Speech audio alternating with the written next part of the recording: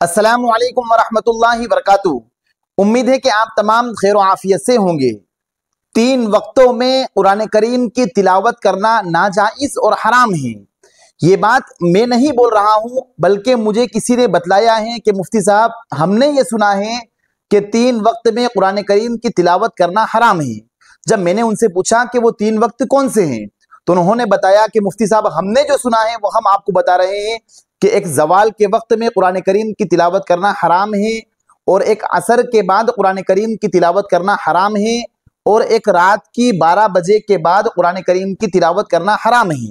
जब मैंने ये सुना तो मैं ये समझा कि देखो, जब इल्म किसी के पास नहीं पहुंचता है, जब इल्म की कमी होती है, तो ऐसी बातें अवाम के दरमियान इतनी ज्यादा मशहूर हो जाती है कि लोग उसको सही समझने लग जाते हैं और उस पर अमल करने भी लग जाते हैं, और साथ साथ दूसरों के पास ऐसी बातें शेयर करने लग जाते हैं और दूसरों को ऐसी बातें बतलाने लग जाते हैं। हालांकि ये बात बिल्कुल गलत है। अगर अवाम भी ऐसा समझती है कि 3 वक्तों में कुरान करीम की तिलावत करना बिल्कुल हराम है, या असर के बाद कुरान करीम की तिलावत करना बिल्कुल नाजायज और हराम है, तो ये बात बिल्कुल मनगढ़ंत है। ये लोगों की बनी बनाई बातें हैं। हालांकि कुरान करीम की तिलावत करना 24 घंटे में किसी भी घड़ी बिल्कुल हराम नहीं है। हम 24 घंटे में जब चाहें कुरान करीम की तिलावत कर सकते हैं। शरीयत ने हमें कुरान करीम की तिलावत करने पर किसी भी वक्त मना नहीं फरमाया है, बल्कि ये लोगों की बनी बनाई बातें हैं कि असर के बाद कुरान करीम की तिलावत नहीं कर सकते हैं, या जवाल के वक्त में कुरान करीम की तिलावत नहीं कर सकते हैं, या रात की 12 बजे या रात की 12 बजे के बाद कुरान करीम की तिलावत नहीं कर सकते हैं। ये तमाम बातें बिल्कुल फजूल हैं। शरीयत में इन बातों की कोई असल नहीं है, बल्कि अगर कोई ऐसी बातें फैलाता है या ऐसी बातें दूसरों को बतलाता है तो ऐसा शख्स गुनहगार होगा। अगर किसी शख्स ने इन 3 अवकात में कुरान करीम की तिलावत नहीं की है किसी के कहने की वजह से, तो जिसने उनको ऐसा गलत मसला बतलाया है वो शख्स गुनहगार होगा, और वो अल्लाह ताला के यहाँ उसकी गिरफ्त होगी।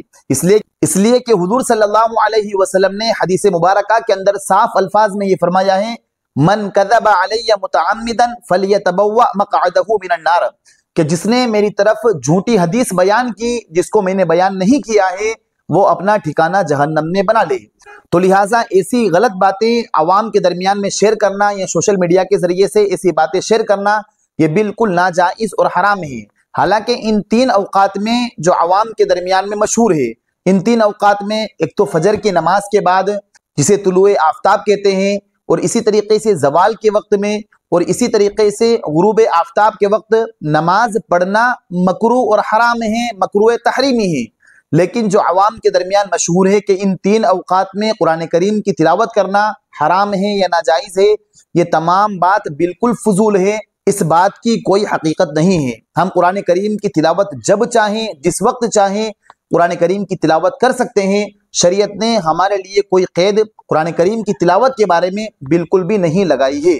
तो लिहाजा हम ऐसी बातों में बिल्कुल भी ना आए, और हम कुरान करीम की तिलावत जब चाहें, जिस वक्त चाहें, बिल्कुल तिलावत कर सकते हैं। इसमें कोई हरज नहीं। तो उम्मीद है कि आप इस मसले को अच्छी तरीके से समझ गए होंगे। अगर आपको ये हमारी वीडियो अच्छी लगी हो तो आप हमारी इस वीडियो को उन दूसरों के पास जरूर शेयर करें जो ऐसा समझते हैं कि कुरान करीम की तिलावत उस वक्त हराम है, या जवाल के वक्त में हराम है, या रात की 12 बजे के बाद हराम है, या असर के बाद हराम है। और साथ साथ आप हमारे चैनल को जरूर सब्सक्राइब करें। फजज़ाकुमुल्लाहु खैरन व अहसनल जज़ा। अस्सलामु अलैकुम व रहमतुल्लाहि व बरकातुहू।